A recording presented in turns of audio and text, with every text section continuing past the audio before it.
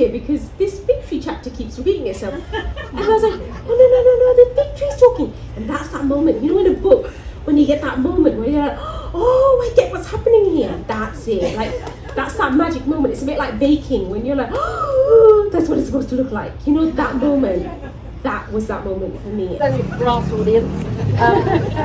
But this thought about like women, just younger women, really kind of invigorating and going, here, you gave me this power, have your power.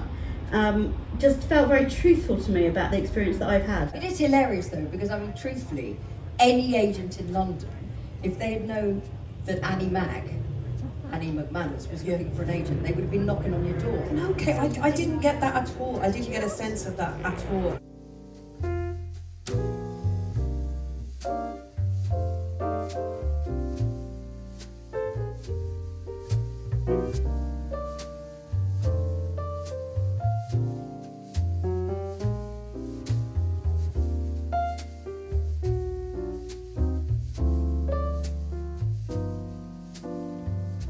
Well, good evening, ladies, gentlemen, everybody, and thank you for being here at the shortlist readings for the Women's Prize for Fiction 2023. She goes in at it, telling you how her rebels crisscrossed rainforest rivers, launching guerrilla attacks on soldiers at night. You tell her you're going to make explosives on the mixing decks. Launch them into the air in honor of all the sound rebels. Sounds never die, she says. Cushla emptied her basket, hanging her coat on the back of her chair. The children fell quiet and posed the way they had been practicing for their first Holy Communion. Hands touching, fingers pointing towards heaven. Good neighbors taking notice, pestering the tit of trouble as they will. All through the dog breath air of late summer and fall, cast an eye up the mountain and there she'd be.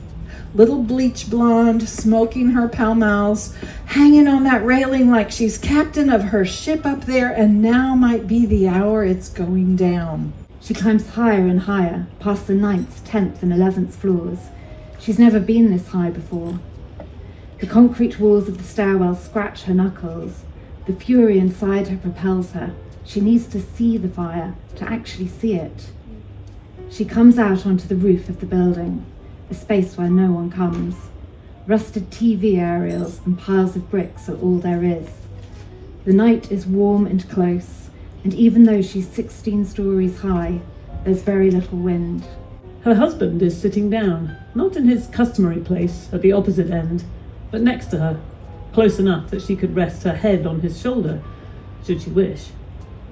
He is unfolding his napkin and straightening a knife and moving a candle towards them both, when it comes to her with a peculiar clarity, as if some coloured glass has been put in front of her eyes, or perhaps removed from them, that he intends to kill her. On the other side of the world in San Diego, in the naval base of his captive berth, they'd started to call him this when they realised he could find anything they asked of him and would go on searching until he did. This young bottlenose dolphin had a phenomenal work ethic, was highly intelligent to the point they imagined he was even trying to emulate human speech. As he grew older, he put data together for himself.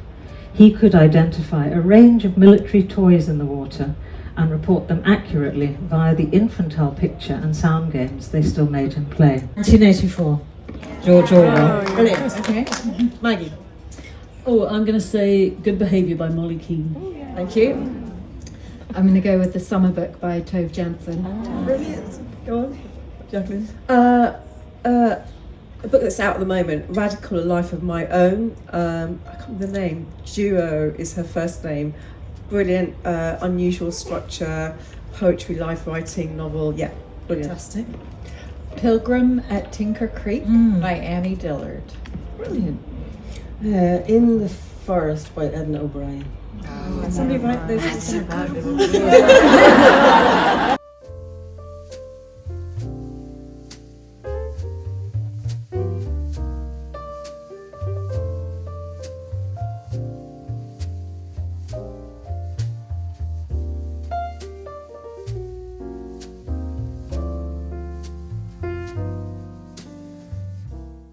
I don't think that was enough cheering, frankly. Incorrect from Farah.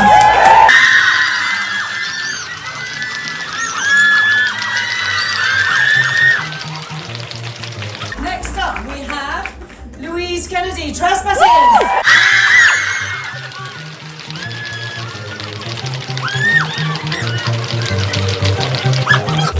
Next up, we have Barbara Kingsolver, Demon Copperhead.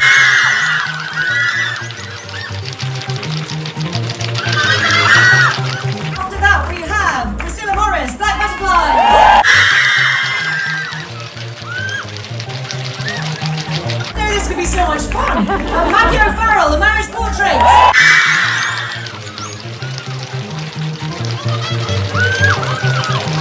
And we have Laline Paul, Pod.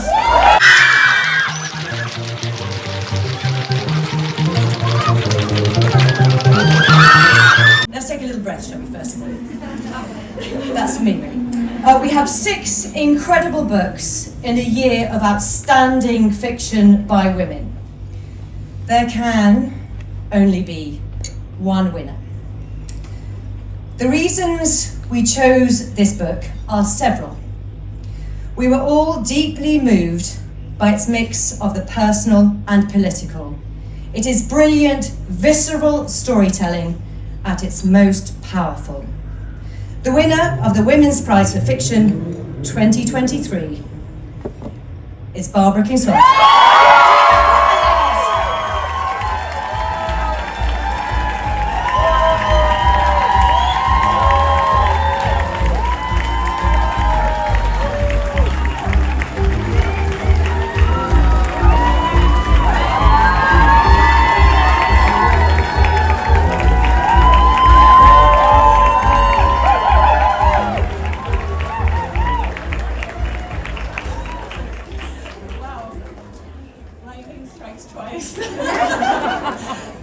This is a surprise. The best part of this has been, for the last 2 days, getting to meet and be friends with these 5 peers, these amazing writers, these women, and the voices of the world. And there is no way you can tell me there is a best novel. There's just a best novel for each one of us, because that's what's amazing and magical about fiction.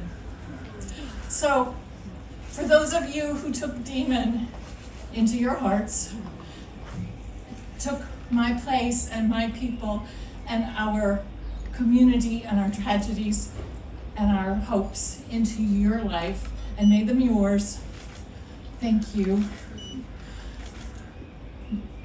Literature is how we make our hearts grow bigger, and that's how we change the world. Thank you.